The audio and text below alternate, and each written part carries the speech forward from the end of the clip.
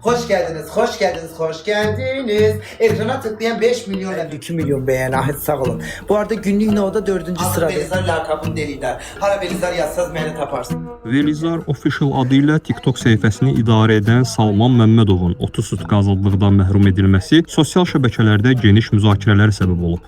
Bəzi istifadəçilər onun xəstə insanlara və uşaqlara yardım etdiyini bildirərək həbsindən təəssüfləndiklərini deyiblər. Hökumətyönlü media TikTokerin fevralın 2-sində sosial şəbəkələrdə əxlaq normaları ilə bir araya sığmayan informasiyaların yayımına qarşı polis əməkdaşlarının profilaktik tədbirləri çərçivəsində saxlanıldığını yazıb. Onun barəsində İnzibati Xətalar Məcəlləsinin internet informasiya ehtiyatında və ya informasiya telekommunikasiya şəbəkəsində yayılması qadağan edilən informasiyanın yerləşdirilməsi maddəsi ilə protokol tərtib edildiyi bildirilib. Saxlanılma, informasiya, informasiyalaşdırma və informasiyanın mühafizəsi haqqında qanuna və İnzibati Xətalar Məcəlləsinə edilən yanvarın 26-sında Prezident İlham Əliyevin təsdiqlədiyi yeni dəyişikliklərdən qısa müddət sonra baş verib. Sözü gedən qanuna edilən dəyişikliklə internet informasiya ehtiyatında yayılması qadağan edilən informasiyaların əhatə dairəsi genişləndirilib. Dəyişikliyə əsasən kütləvi nümayiş etdirildiyi halda ictimai mənəviyyatı təhqir edən, cəmiyyətə açıqca hörmətsizlik ifadə edən hərəkətlərin edilməsinə, yəni əxlaqsız ifadələrin səsləndirilməsinə və ya belə məzmun təəssüratı yaradan jestlərin edilməsinə, yaxud bədənin hissələrinin insan əxlaq normalarına və milli mənəvi dəyərlərə zidd formada göstərilməsinə dair məlumatların yerləşdirilməsi qadağan edilir. Qanunu pozanlar İnzibati Xətalar Məcəlləsinin 388.1-ci maddəsinə əsasən məsuliyyətə cəlb olunacaqlar. İnzibati Xətalar Məcəlləsinə edilən digər dəyişiklik isə 510-cu xırda xuliqanlıq maddəsi ilə bağlıdır. Elə bu maddənin 510.2-ci bəndində də adı çəkilən qanunun yeni müddəaları yer alır. Əxlaqi normalar deyiləndə nə nəzərdə tutulur? Söhbət Bakıdakı normalardan gedir, yoxsa Qarabağdakı, yoxsa Şəkidəki, yoxsa Cənubi Azərbaycan adını dediyimiz Təbrizdəki, Ərdəbildəki? Söhbət hansı əxlaqi normalardan gedir? Cəmiyyətdə artıq düşünür ki, onlar öz fikirlərini sərbəst şəkildə ifadə edə bilməyəcəklər və onları qorxuya salır və bu da dolayısıyla onların ifadə azadlığının məhdudlaşdırılmasına gətirib çıxarır.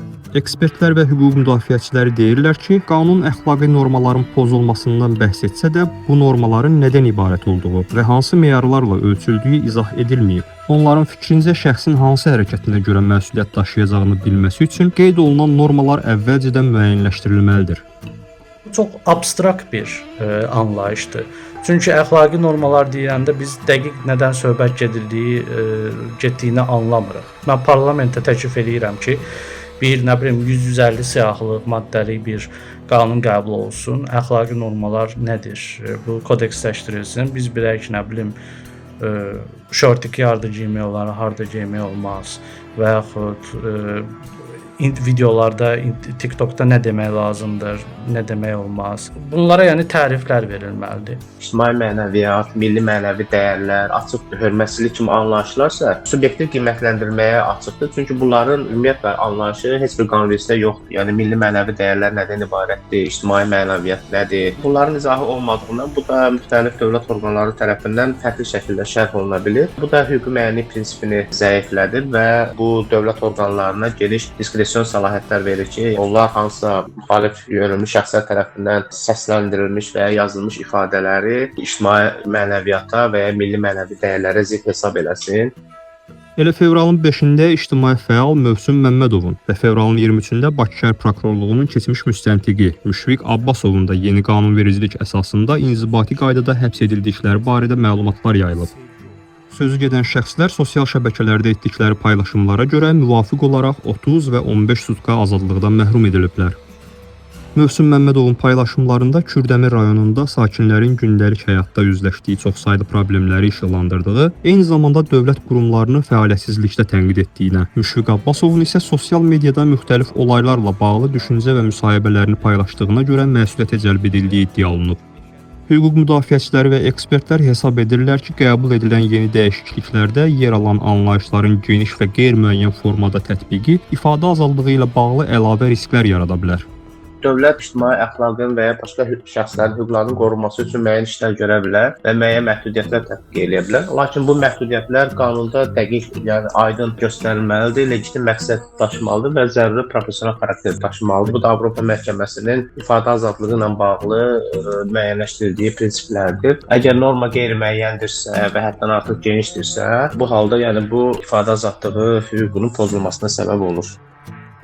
Baş Prokurorluq fevralın 23-də İnzibati Xətalar Məcəlləsinin 510.2-ci maddəsinə əsasən 6 nəfərin inzibati məsuliyyətə cəlb edildiyini açıqlayıb. Qurum onlardan 4-ü barəsində inzibati həbs, ikisi barəsində isə inzibati cərimə tənbih növləri tətbiq olunduğunu bildirib. Prokurorluq həmin şəxslərin kimliyini açıqlamasa da mətbuatda yayılan xəbərlərə görə TikTokerlər Sərdar Məcnunov, Rəna Cəfərova və bir neçə nəfər sosial şəbəkə istifadəçisi eyni maddə ilə cərimə və həbs cəzasına məhkum edilib. Day TikTokda heç kimi qoymadılar, hamını tutdular, apardılar. Son olaraq fevralın 21-də Zeynəb Zeynallı adlı TikTok istifadəçisi eyni maddəyə əsasən 8 günlük azadlıqdan məhrum edilib.